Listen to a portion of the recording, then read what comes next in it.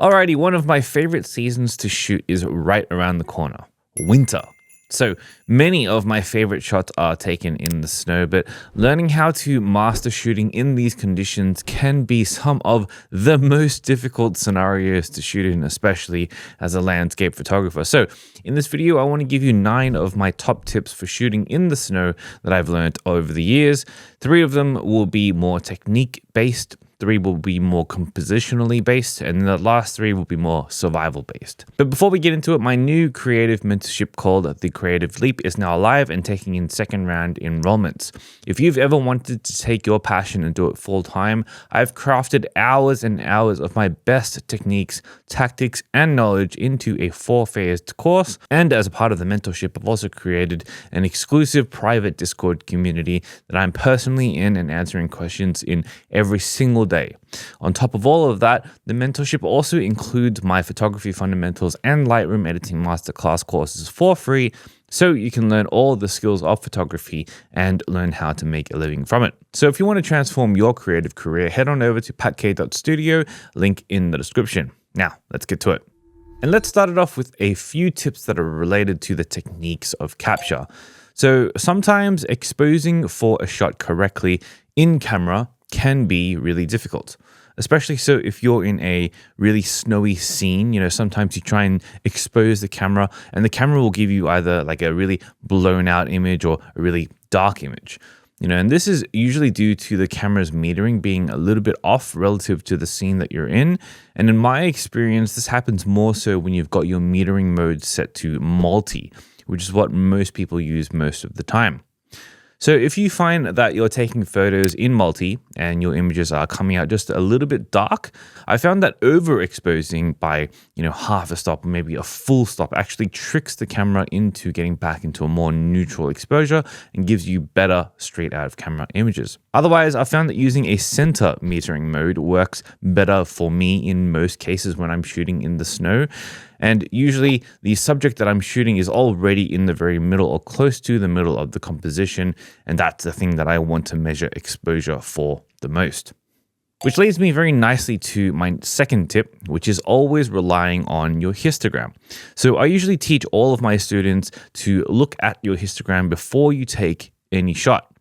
And you can think of the histogram as your camera's representation of the exposure values that it's showing you on the back of the camera, on the monitor.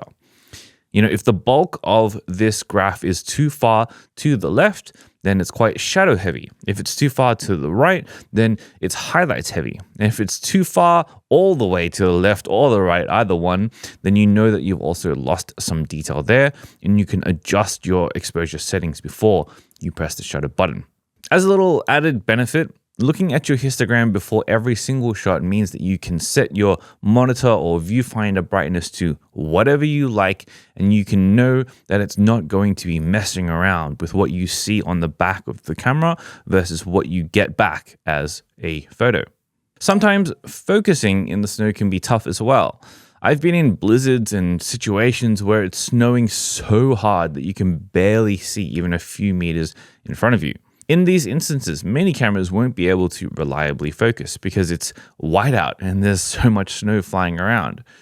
In some instances when this happens, it can actually help to switch to AFS or a single autofocus mode and then lock on to higher contrast areas in your composition and then recompose after you've found your focus.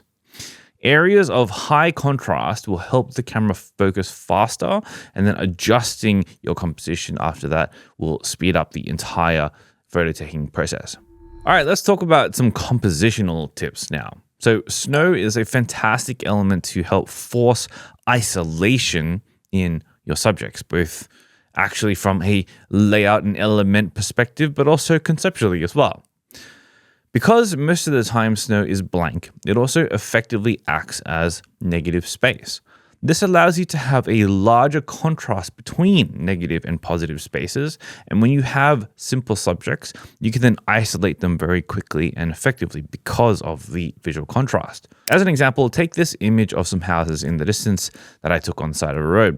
The sky is blank because it's dark and it's somewhat overcast. and the foreground is blank with fresh, uninterrupted snow. And in the middle lies the subject, the houses. Now, this composition is like 80% negative space, and the snow in the front helps about 45% of that negative space in the foreground. It's a really easy and useful tool for isolating your subjects. Now, because snow is just white, anything that you shoot that has any form of color other than white will stand out immediately. It's pretty often that you'll find scenes in the snow that are pretty much devoid of color, so it's a good idea to keep your eye out for colorful buildings and colorful signs and colorful cars and everything that has color so that you can then isolate them as much as you can. Again, the snow will act like negative space, and the color will be the positive space. So just one or at most a few colors will do. Keep things simple and let the color do the work. Again, because snow is white and all-encompassing, finding the contrast points will help boost the comprehension of your scene. Now, shooting in winter and in the snow is a game of finding contrast. And I don't just mean like tonal contrast, like the difference between black and white. I also mean like color contrast and elemental contrast. The versatility of snow is such that you can shoot just about anything. And so long as your composition is simple enough, it will look decent with contrast in it. Alrighty, let's talk about some practical survival tips now. Here's something that many people don't realize. Not all snow is the same. The quality of snow can determine whether you treat it like it's no big deal or you have to take it seriously like as if it's a rain shoot. Snow comes with different levels of moisture. Sometimes snow can be really wet and sometimes snow can be really dry. When it's dry, the air is crisp and not humid. So snowflakes, when they fall down, they won't melt straight away. And any snow that touches your camera gear or touches your body or even touches the ground is probably going to stay there and be fine. Nothing to worry about. However, when snow is wet, the air can be a little bit more humid, a little bit more mucky and thick, and you might still see snowflakes physically falling down, but when it touches you or your gear, it immediately turns into water. If that's the case, then you have to treat the entire shoot like a full rain shoot, because that's pretty much what it is. So if you don't have gear that is water resistant, then make sure to use things like bags and covers to make sure that your gear doesn't get wet. I always like to travel with a microfiber cloth so that I can make sure that I'm cleaning the front of the lens whenever a snowflake turns into water when it lands on it. Some other people like to use things like UV filters or lens protectors in the front element of their lenses as well to keep that front element safe. Sometimes in a landscape, you want the entire landscape to be completely devoid of any imperfections, and you just want it to be a clean, unbroken landscape. Other times, you might want some footsteps, maybe leading up to a person to help illustrate where they're coming from or where they're going.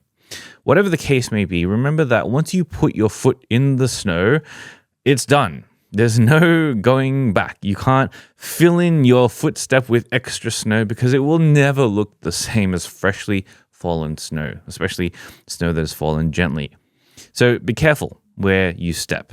A landscape might look absolutely amazing and you might just be like frothing at the mouth to go and shoot it, but be mindful of where you place your feet and if you need those steps to appear in your image or not. So I've been stung by this quite a few times and had to remove my own footsteps out of a shot, so don't let this be you.